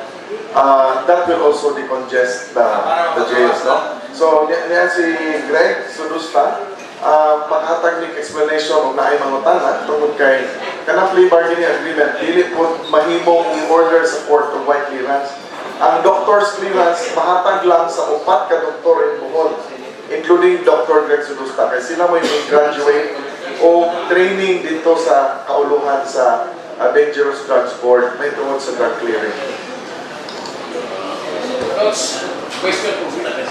Okay, next question pa si Dudong Pitano. Thank you, Sir Dodge. May buntag may buntag tanan. Akong address ni PD, Colonel, we Boholano people, we want the explanation from your end as highest ranking official of the province of Bohol. Ano ba talaga yung proseso, sir, during apprehensions with drugs? After apprehensions, saan ba pupunta yung drugs? Sino bang mag-custody? How long ang drugs na mag-custody sa crime lab? After the case, ano bang dapat gawin natin sa drugs? After the arrest, after the seizure of the contraband or illegal drugs, is being inventoried. Ini-inventory doon sa lugar. Kasama po ang pasalamat ako sa mga media for your contribution, ang valuable contribution dito sa illegal drugs as witnesses. May kasama pong elected official, doon, at saka yung witnesses na nandoon, yung mismong arrested person nandoon, yung mga police officers at kung sino pang pwedeng mag-witness. Nandun po yun, member ng National Prosecution Service kung mas available. Pagkatapos ng ma-inventory yan, nilalagyan po ng mga tag, ng mga markings. Then after that, tinaturn over na po yan agad-agad sa crime laboratory for examination, kung anong weight niyan, kung yung purity niyan, lahat. Kung yan pa talaga ay for confirmation na talaga yan ay shabu or illegal drugs. Then, habang nandyan yan, piniprepare naman po yung kaso niyan for inquest kung arrested, for inquest, sinasampahan na po natin ng kaso. Yung tanong mo kung hanggang kailan niya dyan magtatagal, depende po sa korte. After ng presentation niya sa korte, pag nag-order na ang korte, destroy na yan, representative value na lang ang maiwan, yun po yung procedure doon. Saka pala manidestroy yun kung meron ng tira sa korte. Last question, sir. Ano bang ginawa natin sa point of interest natin, sir, sa Bohol? Na mapigilan natin makapasok yung drugs, yung mga point of interest? Sa mga pantalan po. Sa monitoring natin, hindi yung usual na mga ports natin ang dinadaanan nila. Kaya sabi ko nga kanina, 30 municipalities sa coastal areas, yan yung ating minomonitor. Ganun kalawak. Lahat po yan dinadaanan nila. Since pwede naman kasi silang pumasok kahit bangka lang ang kanilang mga ginagamit. Dito sa side ng Cebu, yung side na yan, napakarami tayong island barangays dyan na pwedeng bangka lang din ang pumapasok. Hindi naman sila laging pumapasok sa main ports natin. Okay, last question, Richard. Thanks for this chance to see you personally. I hear you once in the radio after my son was killed. Ako po ang tatay Kernel nung pinaslan nung katapusan ng July, August, September, October. Bali 3 months na Kernel ang nakaraan. Marami na pong balita tungkol po sa drogas. Di rin na. Wala akong pakialam dyan. Ang paki ko, Kernel, bakit mo naman nasabi na ang anak ko ay involved sa drogas? Samantalang, for your information, Kernel, in Yorga, my son rose from the ranks as a jail officer from jail officer 1 to SGO4, Senior Jail Officer 4, Kernel. Katatapos lang niya sa training doon sa Kaluhan.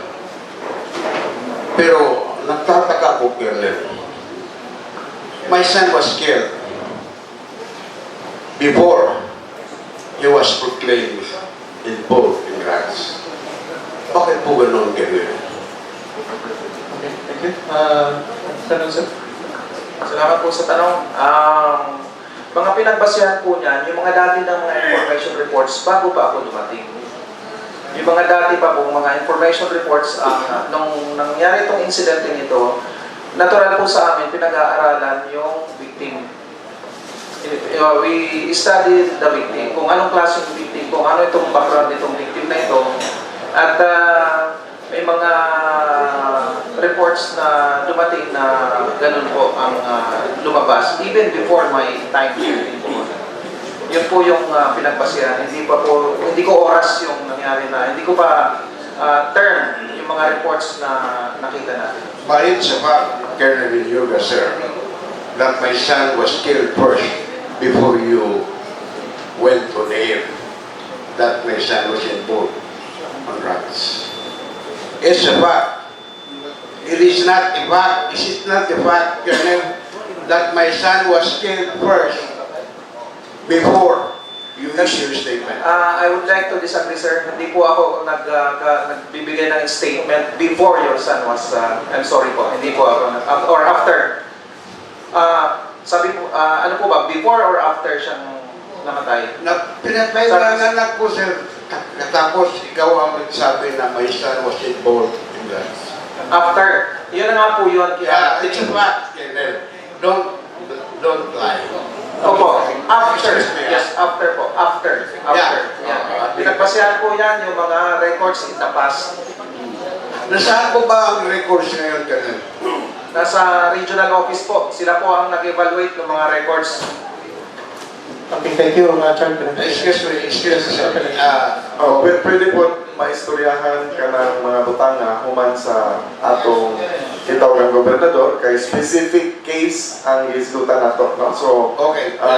of course, si Richard is expressing his views o niya atong provincial director po is responding, no? Pero after this, they can have more time na maistoryahan usab nila ka. Last question lang, Pre, Governor. Sino bang pumatay sa aking anak? Colonel Villarga. Police o civilian? Under investigation pa po. Under investigation pa po. Under investigation, 3 months na siya. Ngayon, bangko pa kami. Ang pamilya, sir. Kakaawa naman. Awa ka naman. Sir. Thank you, guys. Salamat ko. We will continue with the investigation. We will pursue. Okay, thank you, Char. Go para sa atong next topic na next to my fingers. Okay, dagan kayong salamat Colonel Lenorga sa imong panahon with your time, and of course I was mentioning earlier nga si Dr. Greg Zulusta in case somebody asked about plea bargaining.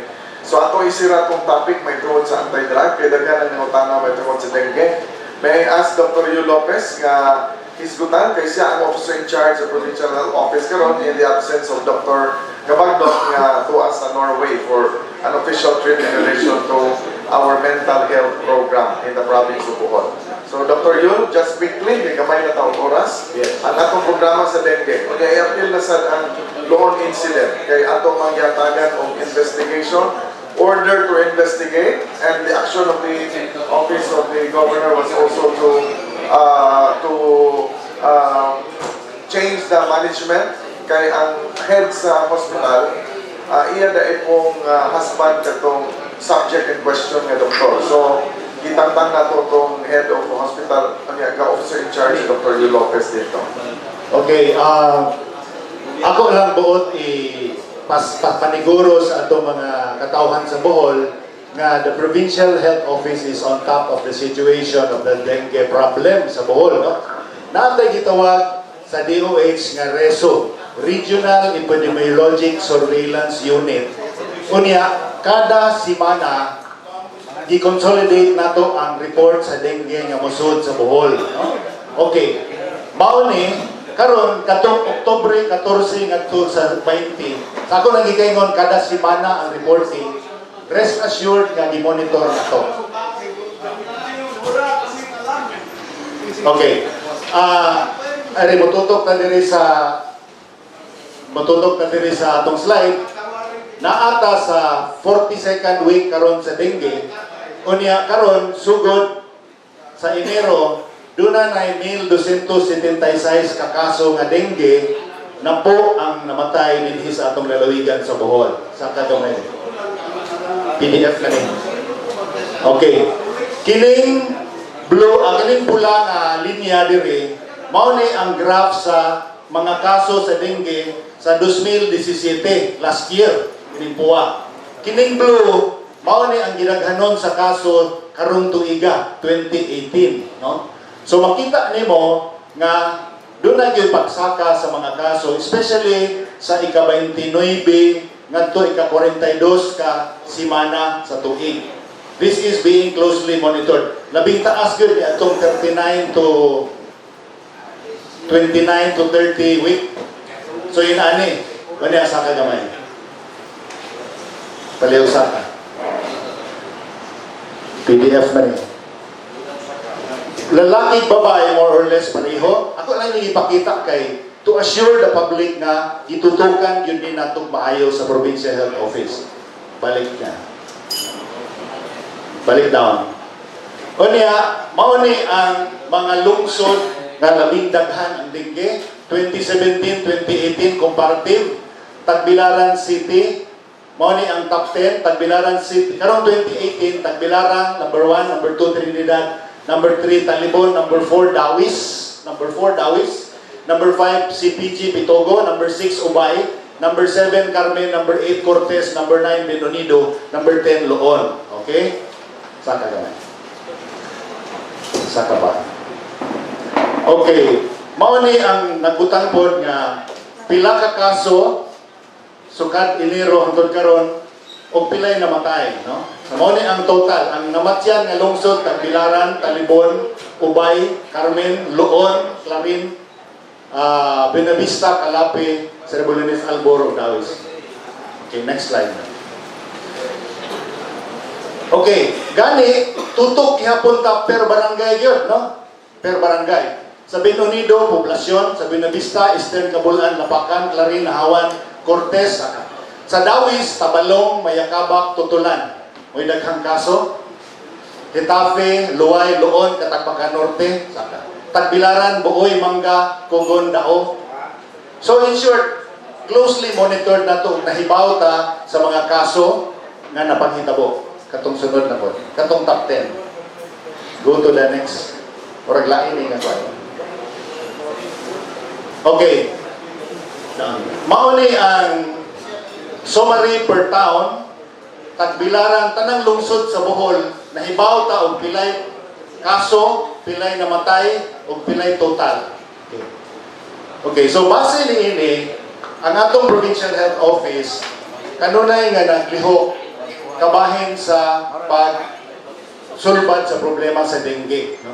Kung moingon ka, unsay katabang sa bata nga na dengue na, taas kaayo ang mortality rate sa dengue. No? Labi na kung ato na siya sa critical stage, sa dengue hemorrhagic fever, almost certain nga mamatay gyud ang bata. No? So, kung ang lihok sa PHO, anha nasa nga ipang-dengue na, o grabe na, too late na.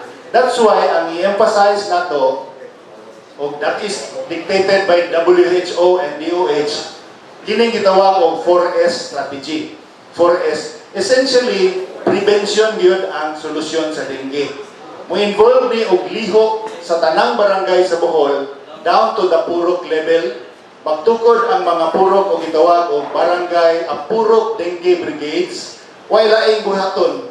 Pagpaglimpyo lang sa palibot, mga napundo nga tubig iyabo, mga hinayhay nga mga gipanglamok kuhaon, limpyuhan gyud mga dahon nga dinhi tubig.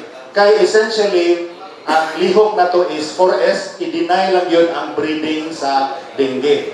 So, unsa man ning 4S? First S is search and destroy. Mo ni atong gitudlo karon sa kabarangayan. Search and destroy breeding places. Ikaduha nga S, self-protection. Unsa man ning self-protection? Sa mga hotspot areas, magmoskitero, sa mga eskwelahan, mga bata, kung mahimo magtaas og medyas, sa balay, magpajama. Unya, naatay ipanghatag karon ang DOH sa tanang eskwelahan sa Bohol og mga insecticide treated curtains, mga kurtina nga dunay insecticide. Mo nang giingnan gani ko sa DOH gahapon nga moadto ko ni superintendent nato o sa city superintendent kung ipamutang na ba ang mga kurtina. Ipamutang og kurtina sa tanang classroom dinhi sa public sa Bohol kanang insecticide treated curtains. Example na sa second S, self-protection. Ikatulo nga S, mao kini ang secure early consultation. Mao ganitong dito sa Loon, hingtamod taon to siya sa secure early consultation. Doon na lay issue tungod kay wala i-admit. No? Okay. Secure early consultation aron dili na mo adto sa grabe. Dehydration maguning dengue o niya, may kamatian sa bata kanang mawadan sa tubig tungod kay dunay mga bleeding. Katapusang S sa 4S mao ang gitawag og support fogging and misting activities sa mga barangay. So kini karon gihimo ni si Governor ni palabang na og memo nga palihukon ang tanang mayor ug tanang barangay chairman, palihukon patukuron ini gitawag og abakada, action barangay kontra dengue, and then pag-create og mga again balik na buta murag gyapon ni CDP PPN puro dengue brigades, libot-libot sa barangay paglimpyo. Because the dengue problem, dili yun ni mahimo nga isangon rin sa health authorities o Kgob, kinahanglan ni tugba nga cooperation down to the purok level. So ingon ini atong gihimo karong alas 10 mag-meeting ko sa akong staff sa PHO kay mo libot namin sa tibok Bohol and kami mo lead, ang PHO mo lead sa anti-dengue activities 4S all over Bohol. Kuha lang yun pahinumdum lang yun doon kayo naman yung 4S nakadungog na ta sa media gani ani sa una pa. Panusahay lagi medyo more relax ang mga mayor, more relax ang mga kapitan. Kanya tinguan na ron dahil daghang tubig mapundo. Doon ay daghang breeding places. Ganit sa Kuwasi doon, katong ikamatyan sa bata, i-investigar ni Mayor Elvire Lampagos, na ay stagnant pool dito di ay sa luyo sa ilang barangay, perting daghanag yung wadya-wadya. So that could be the cause. So, mga butang ini, effort lang yun sa barangay. Prevention is better than cure, which is more expensive and deadly na kung ang bata mo ato na sa laing hugna. So rest assured, kontrolado na to ang problema. By the way, daghang mangutana, ang ngayon na ba nga mo declare of dengue outbreak? Dili.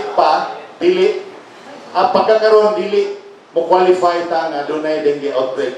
Because ang definition is to declare dengue outbreak is kung ang mga kaso sa dengue for 3 successive weeks mula pa sa threshold.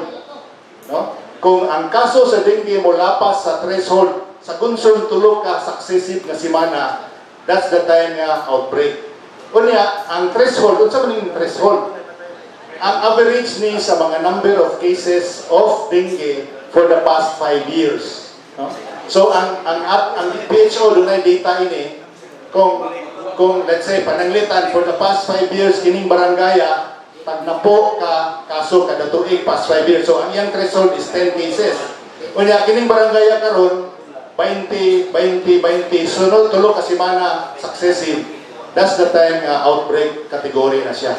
So pagkakaroon dili pa wapay barangay or lungsod sa Bohol na mahimong dengue outbreak ug tungod niini ga sub-sub yun ang atong kampanya karon down to the barangay level. Unya doon na natin gipangsugdan og fogging. Si Mayor Miriam gipahuwam na nato og mga fogging machine kay nihuwam siya.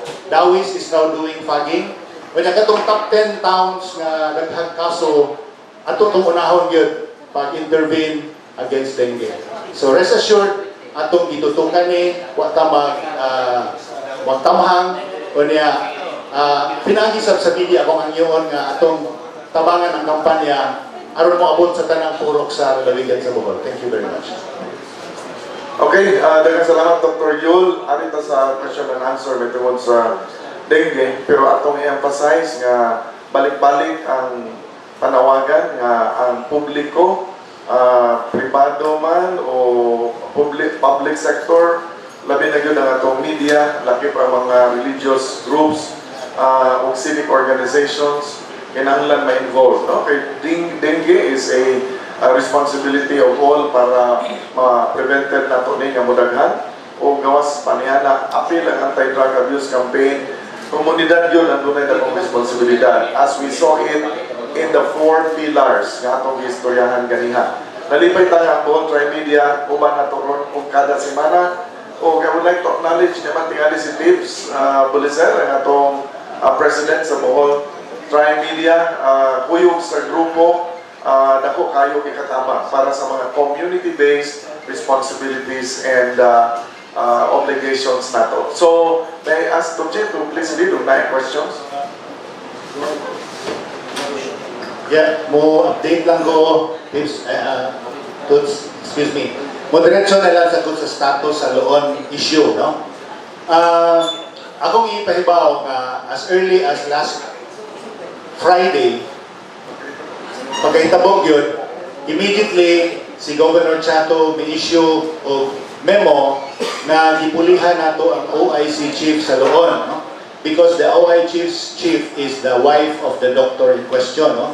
So si kining inyong igsuon mao karon ang OIC chief of hospital sa Loon o gilayon pag abot nako dito sa Loon gitagaan ako memorandum si Dr. Benjamin Balauro Jr. nga mohimong incident report. Unya, nadawat nako gahapon ang iyang incident report. Unya, ni ana namo, unya, mao ni input namo kay si Governor nag-create po dayon o investigating committee led by Attorney John Mitchell Boyser as chairperson, with me, with Dr. M.M. Uy, supervisor sa hospitals, o Miss Jo Relampagos sa HR. Okay, so karon pag human ini meeting, nagpaabot na gani nako si Attorney Boyser, mag-meeting ang investigating committee, akong isubmit ang incident report ni Dr. Balauro, and then from there, atong himuan ang evaluation sa liability of whoever is liable for ni anak. So, di lang sa nato i-preempt ang issue. Rest assured nga ang komitiba mo pagawas o finding o mo announce in the shortest time possible nga unsay atong nakit-an o unsay mga sunod nga lakang. If it will warrant a disciplinary action, we will not hesitate to do disciplinary action. Atong tanawon kung unsay liability o asay mga sipyat o sabay mga kakuwangan diha sa hospital. So mao ni ang akong pahibaw sa status sa loan issue. Thank you. Okay. Ako yung mga mga tanatots. Dr. Yul, giyahe ko ng media pagtarong. Kay sa una ko si Dr. Kgob, may mga dili advisable ang packing. O di karon may magkakaroon ng packing operation. Asa ba yung tenero? Klaro pang mabulanon kami po media, magkaakmi may nga fogging ta. Yes, yes. Ang fogging is, dili na gali fogging roulette, misting na. Misting, mahal man. Okay. Ang fogging or misting, himuon lang sa hotspot areas, dili ang sa tawag ini, dili tanan nga lungsod mag-fogging, dili i-advise. So, pananglit, ang Dawis karon, which is in the top 10, subject na siya for fogging, but in certain barangays na po kay dili man maayo og imong discriminate lang bitaw gyud, pilion lang ang hotspot areas, mauray himuan og fogging. So inana ang qualification. Sa punto lang misting man gulay gamit o diha. Kami lagi sa mga discussion na mo sa mga radio program, may ingon kami nga dili gamit ko ng fogging, kaya magamit man diha. So aris kang Kgob, unsa may pakapin sa atong memorandum sa mga mayores? Kadiyo ha, atong balik ko to. Sige. Ang say no is indiscriminate fogging. Okay, indiscriminate. Okay, klaro. No? So, naay mga fogging in certain areas. Labi na itong murag nakita yun nga murag naay problema nga kinahanglan o immediate response. Pero i-highlight yun na nga no to indiscriminate fogging. So, kinasmay man itong misting good, kaya patay man amok may go, ang bagay, mulayas na magod.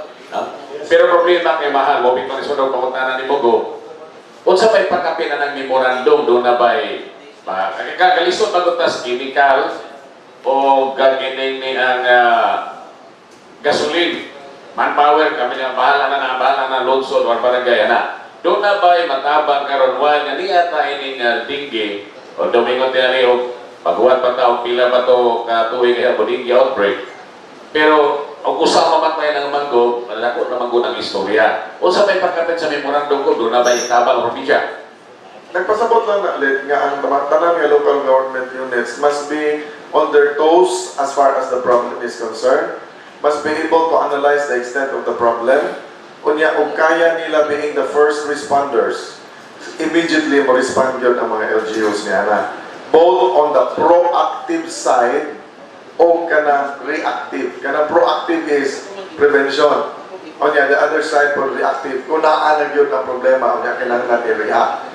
As to unsay paggamiton nga resources o kaya sa mga lungsod, if they have their budgets, they are encouraged to utilize that already.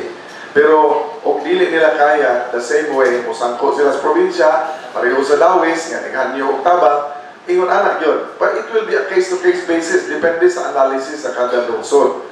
Dili pwede nga tanang memorandum sa gobernador magtabang o allocation of funds because we don't have that much of funds nga pwede nimo i-allocate diretso og na kay memorandum. Nagpasabot lang na nga ang memo alerts everyone to see the problem and to take it seriously. Unya, ang probinsya po, kung dako ang problema, simba ko lang, waabot kong calamity level, that's the time we ask the help of national. Dili sa takanunay mga iyo o tabang sa national. We only reach out to national when we feel that it is already beyond the capacity sa atong provincial and local government. So, when we urge the mayors, we are just reminding them because even without being told, that is their responsibility. Okay? Okay. Last question na lang for guidance. Naman ko yung mingon ba sa una, naman ko yung magaling-haling o maapong? O di karoon ka na mingon, report o niya mo kayo maghaling kaya tubultahan. Asa ba tapaingon niya?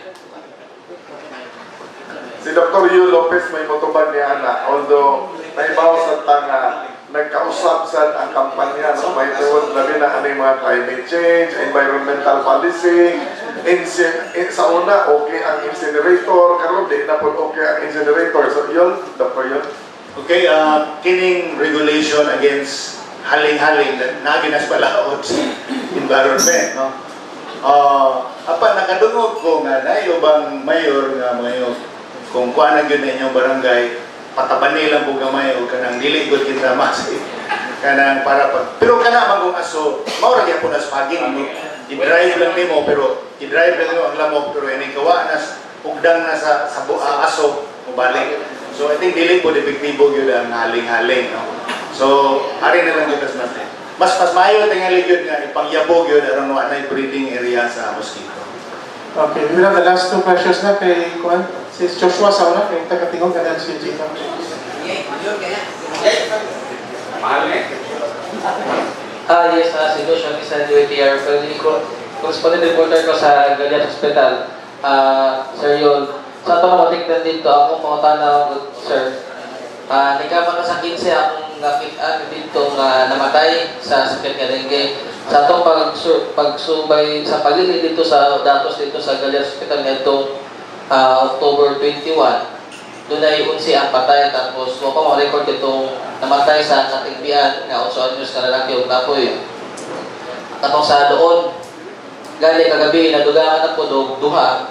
So, nikapat ang 15 ang patay. So, sigara, ang pangutanan ako, Doc, sir, kung sa may supplemental manpower sa Galian Hospital nga, kada adlaw magod nagdasok ang mga ginaganon sa mga magpa-examine kada ba itong kasagaran mo panahon na kay daghang fever. So, nagkanta to sa logbook nga ano sa page na sa kaadlaw ito nga magpa-confine sa klaseng sakit pero daghang yun ang magpa-confine ang uban suspected pa for dengue ang uban panagad sa may manpower na solusyon na sir kay isa may cancer, isa may doktor nga ang mga nurse in this 1:10 ang ratio nahuwag nga 1:30 o taas pa. Okay. Una sa tanan, kanang gi-report nimo nga number of cases. Tanawa nga akong report ganina, October 20 lang kutod sa October 20. Katong mga deaths sa 21, 22 hangtod karon, mao nay ma-update na po na sa week 43 sa reso. Anyway, kining kabahin sa ako lang i-point out dinhi, klaro lang gyud kay kanunay, gyud kayo nga issue nga ang Galiares Hospital under ni Governor Chato. Ang Galiares Hospital is a DOH retained hospital under ni Secretary Duque o under ni Dr. Mutya Macuno Tirol, no?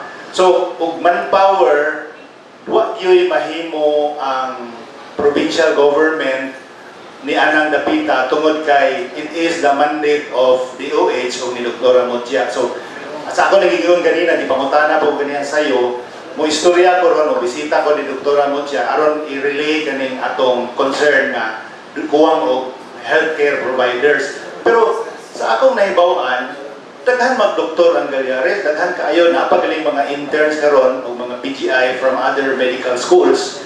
Kunya daghan sa mga nurses. Anyway, ang pag-assess sa gidaghanon ratio sa patients to nurses should be addressed by Dr. Mutya. No, ato lang ang mahimo na lang namo ni Kgob, i-relay na lang ni doktora ang concern para ma-solve coordination na lang. Yes, sir, salamat. Okay, karong mga senaryo is unusual magud sa ilahang mo itong mga doktor at reklamo na nga sir, di sa mag-entertain like naman bungod kay daghan na kayo yun ang mga pasyente din ganyan na iba nga bago pag namatay na. yun ani magud ang Galiares Hospital being the apex hospital of Bohol. Ang tanang lungsod sa Bohol mudong jud sa Galiares. Mo lang makita nimo labing daghana gyud nga kaso kay mga ginikanan sa ilang apprehension dili na mohapit og Hagna or Carmen district mudong nas Galiares. Mo na nga medyo kung tanaw nimo mututok lang sa Galiares, medyo alarming gyud 15 ka patay, gatos-gatos ka admissions kay consolidated na whole Bohol. So yun ani, but as I said, on top of the situation, ang atong mga health authorities o moto kong giingon, ang atong mga measures na gihimo. Okay, sa idalagang pagkakutanan pero murag mo ay tagamay dahil napas na kaya sa oras. Panel test na siguro, Kgob, kung dito Kapuisa? Okay, sige. Okay, ang DOH, ang Governor Celestino Galeares Memorial, di man under sa provincial government. So, the provincial government can do is to strengthen the district hospitals. Unfortunately, kaning nahitabo, I hope this is an isolated case, kining attitude problem aning mga empleyado sa mga district hospitals nga dili naman this is the first time that na nahitabo ni because of the attitude problems of these frontline health officers. Gibrought up na niya sa Sangguniang Bayan, Sangguniang Panlalawigan. In fact, it involved a board member. What if mo ito yung ipawantar? Board member ni ko, haging anak ni ko.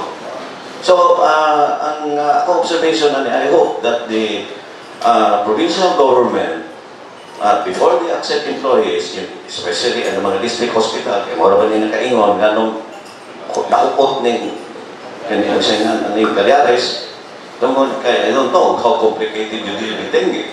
Are the district hospitals prepared to deal with the dengue, the problem that nga naman upot ng DOH? So, that's the point.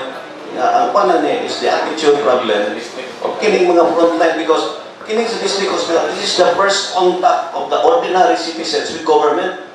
Naugingon ani ang attitude sa mga empleyado sa district hospital. O siyempre manakan din sila dito sa DOH. So how complicated is dengue nga it seems that nga manakan din sila sa Celestino Galeares. Can the district hospitals cannot deal with these dengue cases? How complicated is dengue? Kung sa may pakiyan ng lanon, kinanglan ba ng takang dextrose, kinanglan ba ng takang equipment? Okay, salamat, Chief. No? Sa dili pa magubag si Dr. Yu Lopez on the technical side, ako lang ipasabot sa mga tigpaminaw nga bisan kung ang atong Galiares Hospital, National Hospital, o ang Emilio del Valle sa Ubay National Hospital, appeal sila sa pagtawag sa gobernador ang gitawag na to health board sa probinsya. So, ang referral systems, bisan ang private hospitals, i-appeal niya po na to sa health board. Kuyog sa mga representatives sa municipal health officers, mga representatives sa barangay health workers, nutrition scholars, o uban nga mga grupo nga dunay kalabutan sa healthcare system.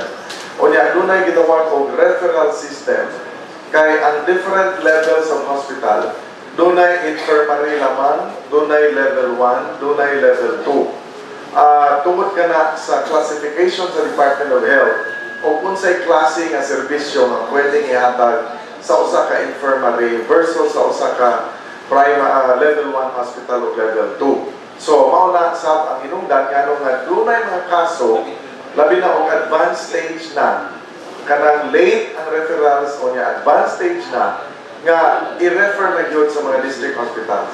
On the aspect of discipline of the employees, gawas nga na ay head of department or sa hospital, naapod ang supervisor of the different district hospitals, si Dr. M.M. Huy. O maunir ron ang gitabangan sa Dr. Yu Lopez being the cluster head, aside from the fact that all the hospitals are under Dr. Cabagno. So, that is my overview about the setup. Kung ngayon si Dr. Yu nga matag og comment sa kachito nga pangutana. Yes, ang dengue problem. Yes, ang dengue, Chief, dili manggod naman na gitawag og dengue lang, but doon na po'y dengue hemorrhagic. That is, kumudong nagalig dengue hemorrhagic shock. Mao na na'y mamatay na yun ang pasyente tungod kay kanang virus mo atake sa red cells bubuo niya ang red cells, platelets, para mag-bleeding. Okay. Kining dengue, management sa dengue fever lang, dengue without warning symptoms, ilanat na siya. Kanya, luya, dehydrated, tagaalan ng dextrose sa district hospitals. After a few days, ma-discharge na siya. No? So, in short, ang klase sa dengue, nga dengue, plain dengue without warning signs, manageable sa district hospitals. No? Pero kung dengue, basically kung dengue siya, i-admit yun na. Hindi yun na mahimong papaulion. I-admit yun na, obserbahan, tambalan sa district hospitals. Good kung dengue lang siya, na may dengue fever lang. But kung dengue hemorrhage fever, dengue shock, especially once na siya sa hospital, kalingawan na siya monitor yung platelet count along with other signs and symptoms. Kung muubos galing ang iyang platelet count below 100, mao na yung time nga, muingon na ang district nga, i-refer na ni sa Galiares.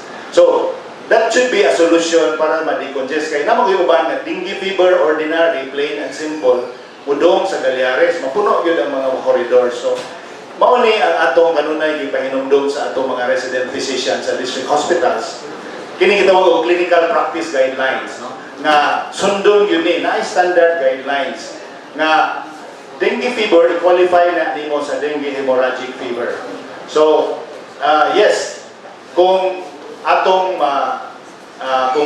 kung makapacitate yun ang mga doctors, there are dengue cases nga pwede rin magpabilin sa district hospitals.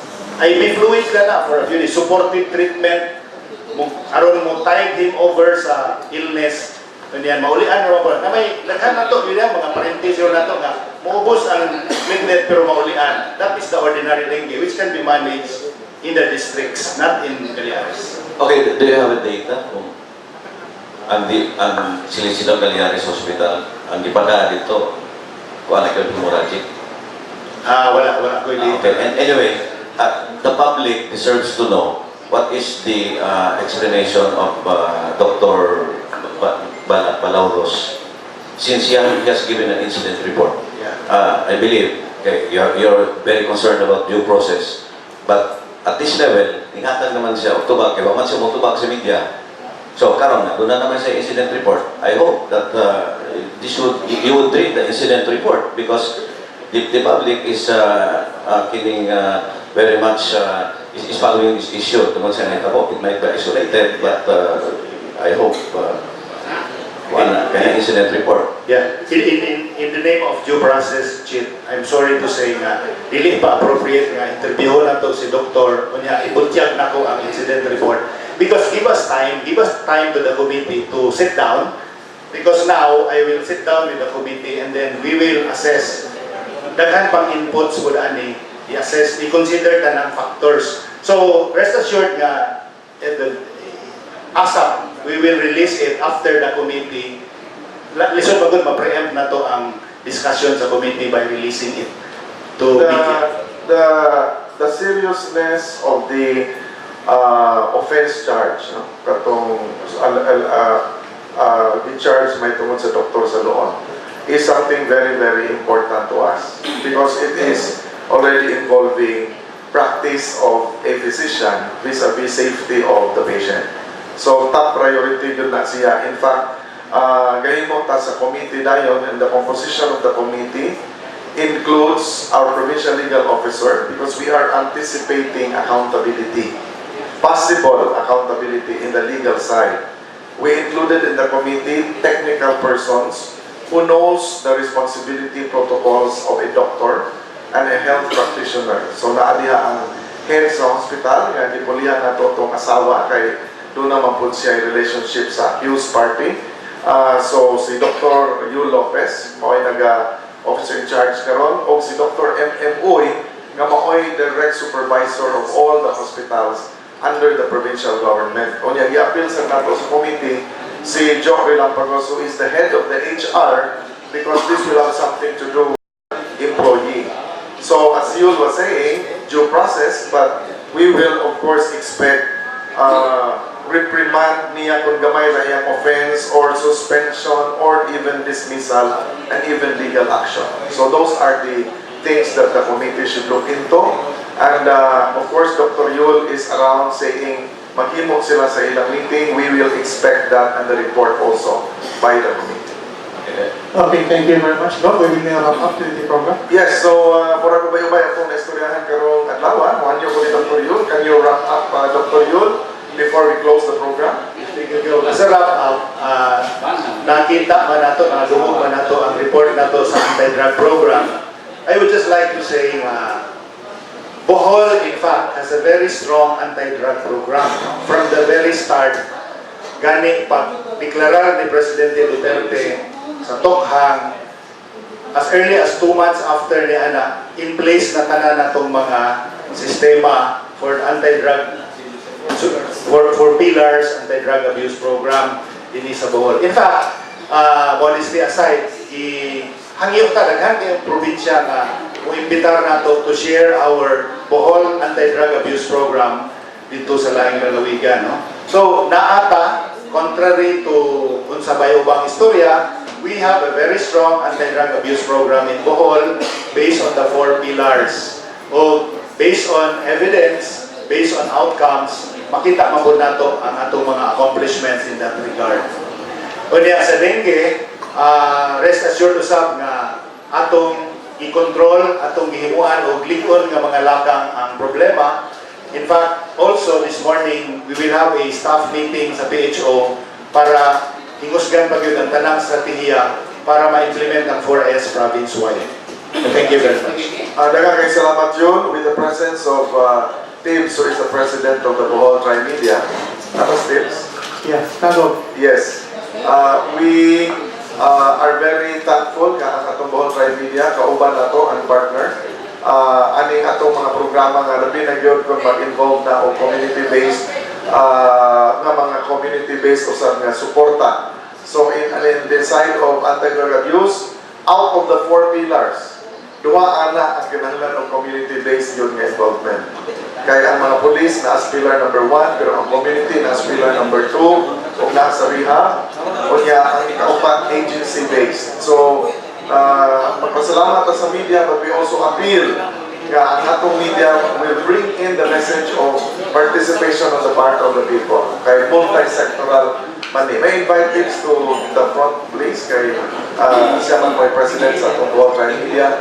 And we are also very clear by now nga ang anti-drug abuse program community-based, ang ato pong anti-dengue program is also community-based. No? So, responsibility of all yun ang atong mga kalihukan. So, may I acknowledge Tibbs just to say thank you sa Bohol Tri-Media and also to, again, repeat that our appeal is for all the people to get involved in the 2 very significant community-based programs, the anti-drug abuse and the anti-dengue program. No? So as we emphasize, 2 of the pillars in the anti-drug abuse needs massive community-based support. So daghang kayo salamat.